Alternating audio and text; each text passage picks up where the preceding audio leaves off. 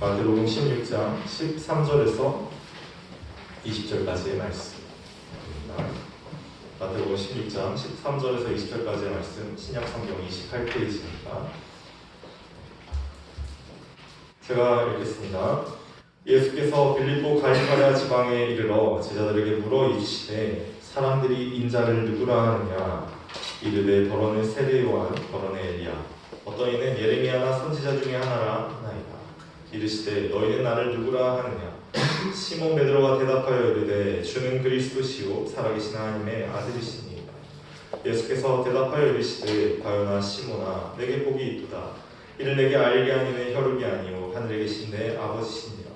또 내가 내게 이르노니 너는 베드로라. 내가 이 반석 위에 내 교회를 세우리니 음부의 권세가 이기지 못하리라. 내가 천국 열쇠를 내게 주리니 내가 땅에서 무엇이든지 매면 하늘에서도 매일 것이요 내가 땅에서 무엇이든지 풀면 하늘에서도 풀리리라 하시고, 이에 제자들에게 경고하사 자기가 그리스도인 것을 아무에게도 이르지 말라 하시니라. 아멘. 네, 여러분 반갑습니다. 우리 양적 사람을 보고 이렇게 인사하면 좋을 것 같습니다. 네, 우리는 교회입니다. 네, 우리는 교회입니다. 네. 그리고 오늘 아주 중요한 말씀이 나옵니다. 16절인데요. 시몬 베드로가 대답하여 이르되 주는 그리스도시요 살아계신 하나님의 아들이시니라. 우리가 이 고백을 다 같이 지금 읽어봤으면 좋을 것 같습니다. 오늘 사실 이걸 10번 읽고 설교를 끝내도 될 만큼 이 말씀이 너무 중요하기 때문입니다. 다 같이 읽어볼까요? 시작! 주는 그리스도시요 살아계신 하나님의 아들이시니이다. 오늘날 사람들은 교회에 대한 물음표를 갖고 있습니다. 교회에 대한 궁금증을 갖고 있다는 말이죠. 우리가 이 한 달이 특별히 전도하는 날이죠. 저기 보면은 사랑하면 전도해요 라고 게시판에 써져 있는데, 온 교회가 이렇게 전도하는 달이고, 또 마지막 주에는 새생명 주제가 특별히 있습니다. 우리가 전도를 하면, 전도를 해보면 마주하게 되는 반응이 있습니다, 여러분. 무시하거나 작상용 취급을 하거나 하는 경우도 있지만, 받아주는 사람도 있고, 아유 이렇게 좋은 일을 해주셔서 감사합니다 라는 사람도 있고, 다양한 반응들이 있는 것 같습니다. 그런데 이 처음에 그 첫인상, 맨 처음에 반응이 지나고 나면 두 번째 단계가 찾아옵니다. 바로 질문입니다. 왜 이런 전도를 하시는 거죠? 왜 교회를 다니시는 거죠? 교회 가면 뭐함? 교회 왜 다니는 거예요? 네. 교회를 왜 다니는지, 교회는 뭔지, 왜 예수님을 믿어야 하는지 물어보기 시작합니다. 그때 우리가 마땅히 대답할 말이 교회에 다니는 사람으로서 있어야 하지 않을까요, 여러분? 교회는 뭐 하는 곳이다. 나는 교회를 이래서 다닌다. 라는 각자의 답변이 있어야겠죠. 그래서 오늘 특별히 교회가 무엇인지에 대해서 여러분에게 알려드리고자 오늘의 이 말씀을 가지고 한번 탐구해보면 좋을 것 같습니다. 오늘 본문의 상황은 예수님의 질문으로 시작됩니다. 예수님이 제자들한테 물어봅니다. 사람들이 날 뭐라고 부르니? 사람들이 날 뭐라고 부르냐고 물어보십니다. 놀라운 기적을 베푸시고 많은 병자들을 고치시고 4,000명을 먹이신 이 예수님이 누구라고 생각됩니까, 여러분? 여러분 예수님을 누구라고 생각하십니까? 사람들은, 당시 사람들은 이렇게 생각했습니다. 세례 요한이거나 엘리야이거나 예레미야나 다른 선지자 중에 하나일 것이라고 생각했습니다. 이건 그냥 근거 없는 낭설이 아니라 나름의 그런 이유가 있었습니다. 예수님은 회개의 말씀을 전하셨습니다. 회개하라, 천국이 가까이 왔습니다. 이것은 마가복음에 등장한 세례 요한의 메시지와 동일하죠. 세례 요한과 같은 메시지를 전달하셨기 때문에 사람들은 세례 요한이 아닐까? 실제로 헤롯 대왕은 죽였던 세례 요한이 살아나서 저 예수라는 이름으로 활동하는 게 아닐까 하고 의심하곤 했습니다. 두 번째로 예수님은 놀라운 기적을 마구 베푸셨기 때문에 엘리야 선지자라고 생각했습니다. 엘리야 선지자는 구약시대에서 정말 놀라운 이적과 기적들을 베푼 선지자였거든요. 그래서 저분은 아마 엘리야일 것이다. 이 예언서가 말하고 있는 다시 찾아올 엘리야 선지자일 것이다 라고 생각을 했습니다. 또 어떤 사람들은 예수님이 종말과 멸망의 날에 대해서 이야기하셨기 때문에 이 성전 위에 돌 하나 남지 않고 다 무너지리라 말씀하셨기 때문에 종말과 멸망, 심판을 선포하는 선지자 예레미야가 아닐까, 내지는 또 다른 선지자가 아닐까라고 생각을 했습니다. 이것이 당시 사람들의 생각입니다. 한마디로 예수님을 비범한 사람이라고 생각하셨어요. 비범한 사람이라고 생각했어요. 좀 특별한 사람. 오늘날과 크게 다르지 않지 않나요? 예수님에 대한 인식이. 4대 성인이라고 부르죠. 교회 다니지 않는 사람들도. 예수님은 좀 특별한 사람. 인류 역사상 있었던 사람 중에 좀 특이한 사람. 대단한 능력을 가진 사람이라고 생각하곤 합니다. 그런데 예수님은 오늘날 베드로에게 이렇게 물어보십니다. 너는 나를 누구라 하느냐? 오늘날 우리에게도 같은 질문을 하십니다. 너는 예수님을 뭐라고 부르니? 너는 예수님을 뭐라고 생각하니? 우리에게 예수님이 충분히 질문하실 수 있죠. 여러분의 마음속에 예수님이 너는 나를 뭐라고 부르냐고 물어본다면 여러분 안에 어떤 대답이 준비되어 있어야죠, 여러분?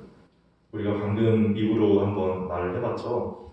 주는 그리스도시요 살아계신 하나님의 아들이십니다. 라는 대답이 10점 만점에 10점짜리 최고의 대답이었습니다. 여기서 우리는 한 가지 알 것이 있습니다.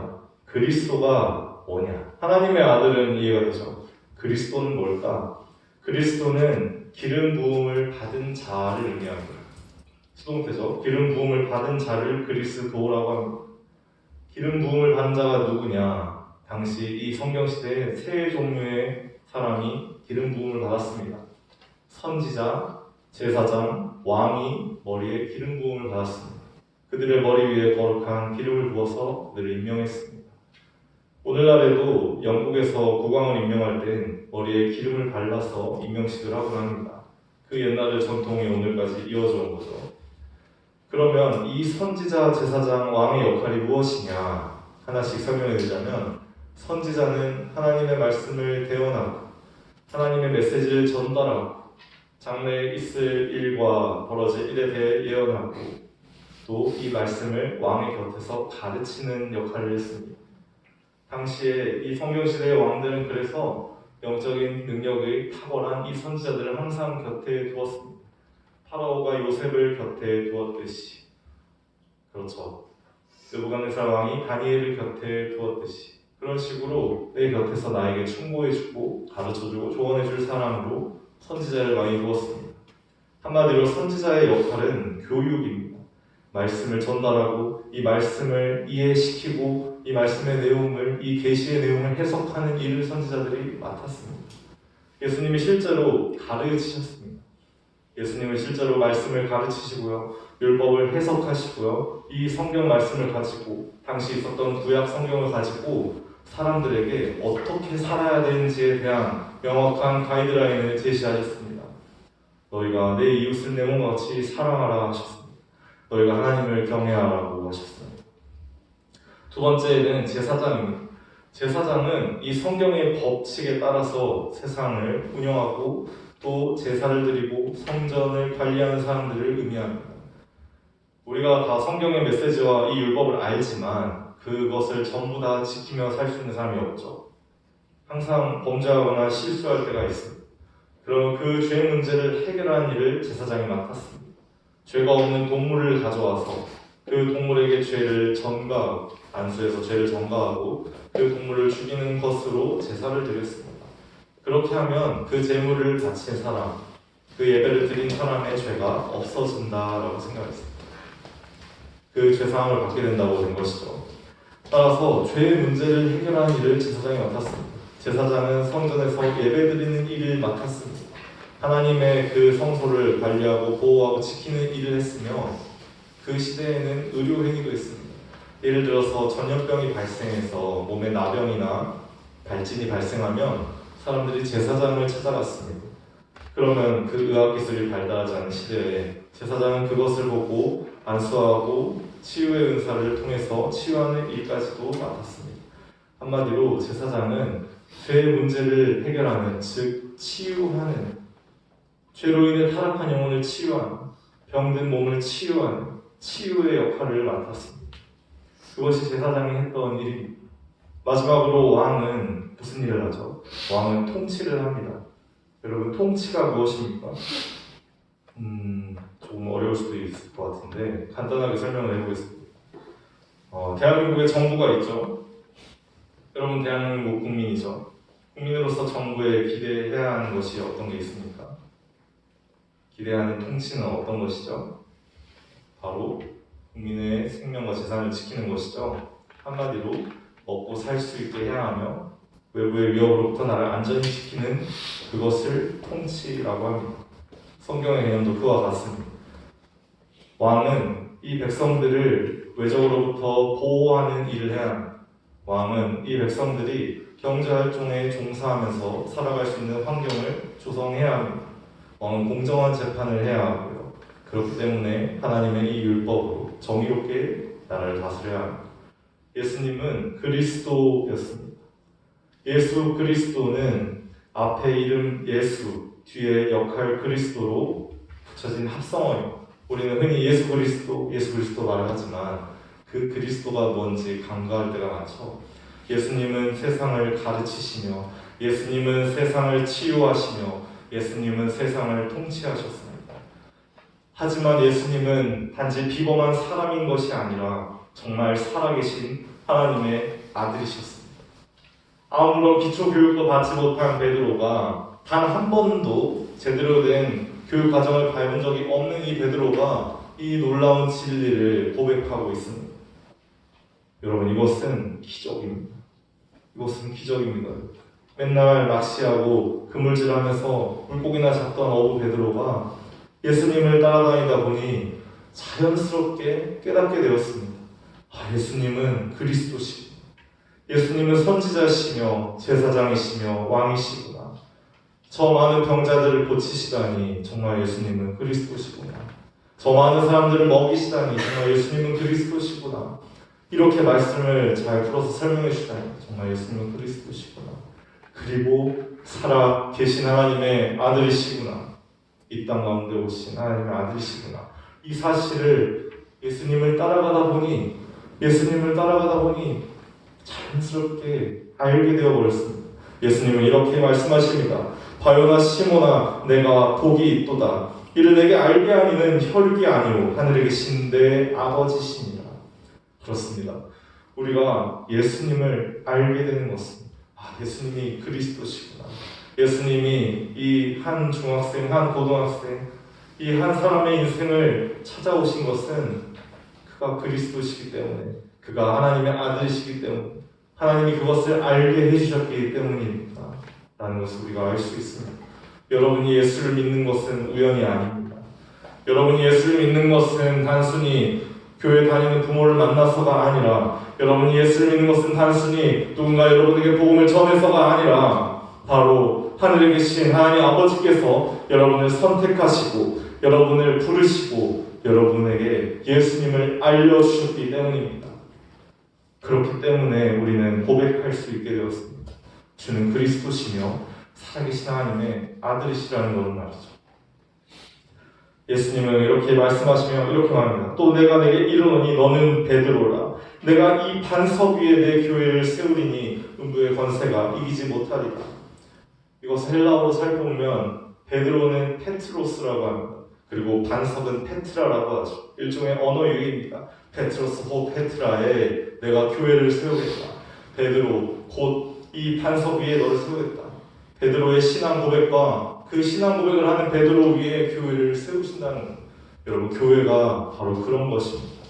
교회는 예수님을 그리스도시며 살아계신 하나님의 아들이라 고백하는 그 사랑, 그 신앙 고백 위에 세워진 것입니다. 교회는 그래서 건물이 아니고, 교회는 그래서 모임이 아니고, 교회는 그래서 주님께서 세우신 것입니다. 교회는 주는 그리스도시요 살아계신 하나님의 아들이십니다 라는 이 단단한 반석과 같은 고백 위에, 그 고백을 할 수 있는 그 성도의 믿음 위에 세워진 것입니다. 그렇게 세워진 교회는 음부의 권세, 여기서 음부는 하데스인데 죽음의 권세, 사탄의 권세, 마귀의 권세가 이길 수 없는 교회가 되는 것입니다. 여러분, 우리는 그런 교회를 세워야 합니다. 여러분, 우리는 그런 교회로 치워져 가야 합니다. 여러분, 우리가 있는 이 구리주간 교회가 그런 교회가 되어야 합니다. 그렇지 않습니까? 여러분, 이제 다시 한번 따라해 보십시오. 주는 그리스도시요 살아계신 하나님의 아들이십니다. 하나, 둘, 셋. 주는 그리스도시요 살아계신 하나님의 아들이십니다. 하나님이 살아계십니다. 하나님이 살아서 이 땅을 통치하십니다. 하나님이 살아서 우리에게 말씀을 가르치십니다. 하나님이 살아서 우리의 삶을 변화시키시고 우리의 모든 죄책을 사하시기 위해 스스로 십자가에 달리시는 길을 선택하셨습니다. 여러분, 주는 그리스도십니다. 주는 살아계신 하나님의 아들이십니다. 이 사실을 평생 잊지 않아야 합니다. 오늘 다른 걸 다 잊더라도 주가 그리스도신 것과 살아계신 하나님의 아들이신 것을 잊지 않는다면 여러분은 성공한 겁니다. 여러분 삶에 어떠한 풍파와 시련이 찾아올지라도 항상 주는 그리스도시며 살아계신 하나님의 아들이시며 이 고백을 할 수 있는 나를 선택하셨으며 나를 사랑하신다는 사실을 잊지 않으셔야 합니다. 여러분은 그런 특별한 사랑을 갖고 살고 있습니다. 여러분은 그런 특별한 은혜를 누리고 있습니다. 오늘 예수님이 이렇게 말씀하십니다. 내가 천국 열쇠를 내게 주리니 내가 땅에서 무엇인지 매면 하늘에서도 매일 것이요 내가 땅에서 무엇인지 풀면 하늘에서도 풀리리라 하시고, 하나님께서 교회에 주신 권세는 그 어떠한 악한 사탄의 권세도 이길 수 없고 건드릴 수 없는 천국의 권세를 주셨습니다. 천국의 권세가 교회에 있습니다. 주님을 향한 그 고백 위에 정말 이 땅에서 매면 매어지는, 이 땅에서 풀면 풀리는 그런 하늘의 권세가 있습니다. 그렇기 때문에 우리는 이 교회 안에서 어떠한 역할을 하는지 이제 자연스럽게 알게 되어 있습니다. 교회는 머리 대신 그리스도의 몸입니다. 교회는 주인 대신 그리스도의 종입니다.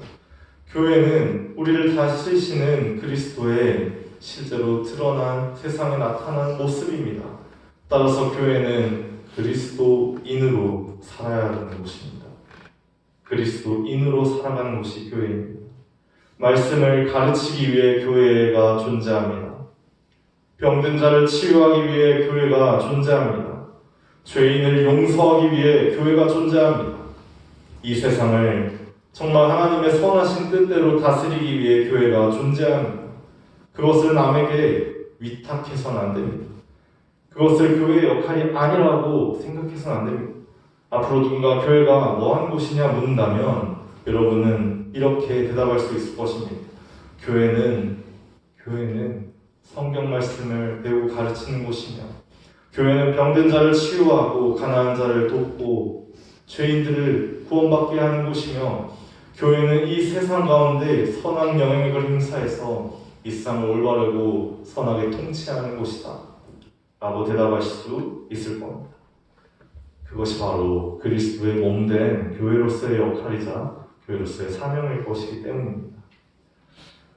그렇습니다. 오늘 우리가 바자회를 이어서 하게 되어 있죠. 그 바자회 하는 취지는 이와 같습니다. 지금 레바논 전쟁 중인 이 레바논에서 사람들에게 생필품과 식수를 제공하는 한 선교사님이 계십니다. 그 와중에도 예배를 하는 한 교회가 있습니다. 그 와중에도 말씀을 가르치고요. 그 전쟁 통에도 병든 자를 돕고 치유하고 그 전쟁 가운데도 사람들의 생계를 돕습니다. 여러분, 그게 교회 아닙니까? 우리도 마땅히 그런 교회로서의 역할을 함께 감당할 필요가 있다고 생각합니다. 오늘 바자회에 많은 돈을 낭비해 주시면 좋을 것 같고요. 네, 저도 제가 가진 모든 돈을 다 쓰고자 하는 마음가짐으로 왔습니다. 네, 우리가 함께 교회로서의 삶을 감당하고 우리가 함께 교회로서의 공동체를 사역할 때 살아계신 하나님의 아들이 우리의 삶을 보시고 살아계신 하나님의 그 창조와 부활의 능력으로 내가 처한 모든 문제 가운데서 나를 건져주실 줄 믿습니다. 우리가 함께 이 시간 찬양하면 좋을 것 같은데요. 주님, 내가 주의 장막을 사모합니다 라는 찬양. 우리의 평생의 소원이 이 교회를 통해서 이루어질 수 있습니다. 우리의 평생의 영혼이 이 교회 가운데서 온전히 성취될 수 있습니다. 교회가 교회될 때, 내가 주님을 그리스도로 고백하고 살아계신 하나님으로 고백할 때 우리의 삶은 반드시 변화되게 되어 있습니다. 우리가 함께 찬양하면 좋을 것 같습니다. 주님, 내가 주의 장막을 사모합니다. 오직 주의 임재를 갈망